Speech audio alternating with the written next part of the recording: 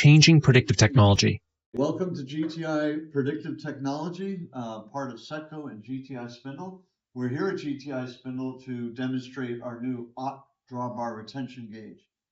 As many people know that have been following us with the iPad analyzer, Spindle analyzer, we've been doing vibration analysis for over 10 years with our wireless 220 sensor. We can measure vibration, balance in the field, test for impending bearing failure, what have you. But what's just as important with spindles is drawbar retention. So as we're doing our route and measuring our vibration on all our spindles in the field, we can now actually wirelessly transmit with the cooperation of OT drawbar retention force to the VibePro, and I'm going to demonstrate that right here. So right now I have an OT drawbar checker that I'm going to turn on, and you can see it's zeroed out right now. I just simply slip it into the spindle, actuate the drawbar, which I would do from the machine, and you can see we're at about 19.2.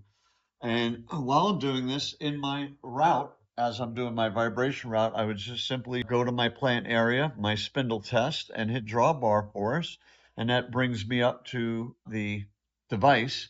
And then I just simply select what taper size I have, which is 63. I reach over to the device, hit the button to input the data, which you saw, 19.3 kilonewtons. And I would save that, and that would go into the trend. As we trend our vibration, we'll also be trending drawbar force. So as we look at all our assets, and you notice there, that was in green.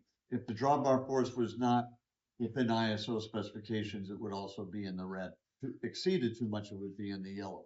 So those warnings are right on the screen as we take the data, but that will also show in the trend chart as we export that to the web app and do our reports and our post-processing. All that stuff is up in the web app as well. So I want to thank everybody. Please reach out to us at www.gtipredictive.com, and we can get you pricing if you already have one, loading your app and working with the device that connects the two together.